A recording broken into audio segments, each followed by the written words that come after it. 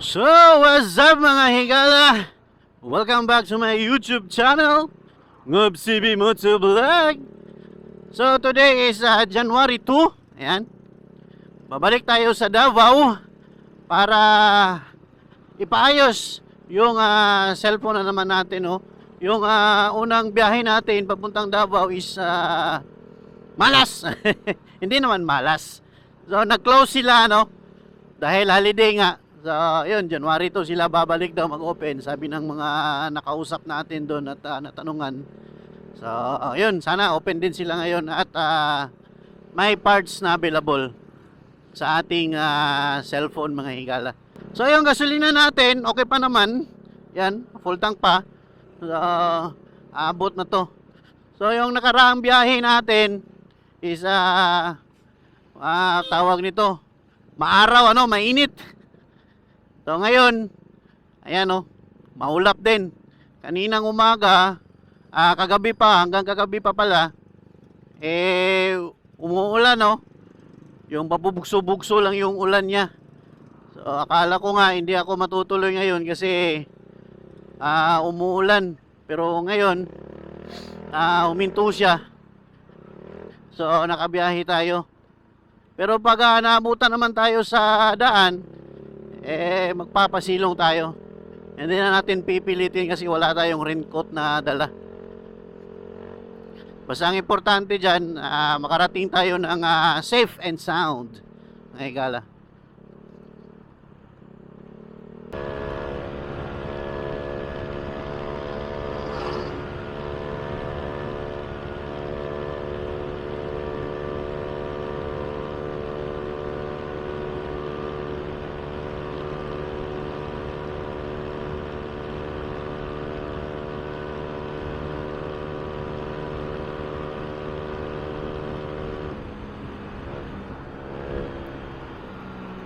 Sarap din na mag-rides at magmotor pag ganitong panahon, hindi mainit, hindi maulan, malamig lang yung simoy ng hangin. So ang oras ngayon mga 9:30 or almost 10 AM na ngayon, maganda pa ganito yung panahon pag nagbabiyahe. So ikakat ko na tong video dito mga higala, didiretso na tayo doon sa Davao. So ayun mga higala, kita-kits na tayo doon sa Davao sa may Xperia Samsung Service Center mga higala.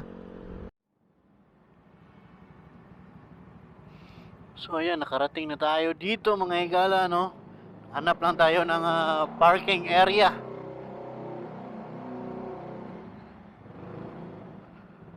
Tangina, wala yatang pwedeng motor dito Ay, ito ra. Ayun, pwede motor.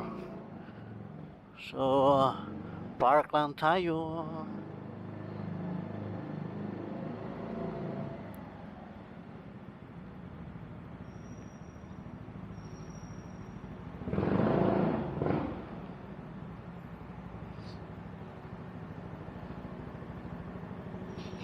Ayan. So, nakita ko sila doon kanina. Open nga. Kaso nga lang, maraming taong pumipila, So, mukhang matatagalan tayo.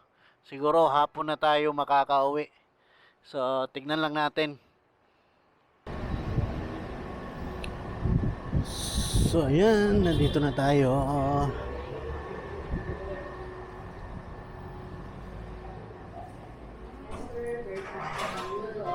Yes, ma'am. Na ba may available LCD ani? Oo. First, makascan pa siya sa sir, QR po.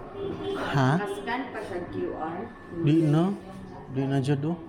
Sir, scan sa tiga sir. After po, paabot ko tawag tapos yan natin pa siya. Sige. Mga pila po ga. Dagan tao, Nakabalo mo pila yung presyo ng LCD yan? Tawag yun ang makabalo sir. Diri sa customer service? Check pa na nila sir kung sir mo ay niyan. Sige. I-scan na sa tiga sir. Sige. Paabot na. Name and contact number na sir.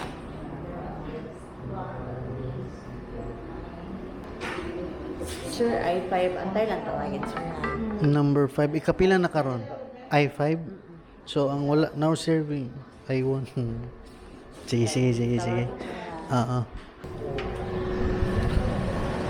So, ayun. I5 pa daw ako. So, nagsiserve pa. I1. So, panglima pala ako mga higala. So, hintay lang tayo dito sa labas kasi masyadong puno doon sa loob. Ako, hindi natin alam kung magkano ito. Sana may available na parts. So, kain muna siguro tayo ng tanghalian bago tayo pumunta doon para hindi tayo malipasan ng gutom. Sa pagkakaalam ko talaga, matatagalan pa ako dito eh. Hapon na nga ako makakauwi na ito. So, kain muna tayo saglit. Kasi ano na rin, 11 na, magto-12 na rin. So, may mga karinderya doon banda. So, kain tayo doon. Hindi na lang tayo ng pagkain natin.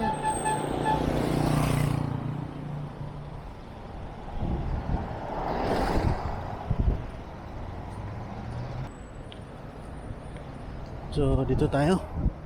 Magkano ba itong mga ulam rito? Adobo, pansit, yubab. Tagpila ni te. Duha daw ka rice eh. Duha. Kani daw dambe paleho. Ya, duha po ka rice dam. Salamatan. Tapos na tayong kumain. Ay, salamat sa Diyos. Ay, thank you. So, balik na tayo doon. Maghihintay na lang tayo sa number natin. Tawagin. Kasi okay na tayo. Nakapagtanghalian na tayo. So, walang problema. Butak, butak, butak, buo. Anong number na ba? Tignan natin kung nag-serve na ba sila ng I2. Ayun! Nag-serve na I2. Ayos.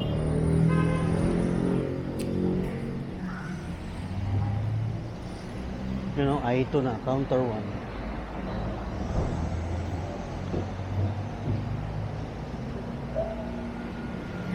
So, hintay-hintay lang tayo saglit.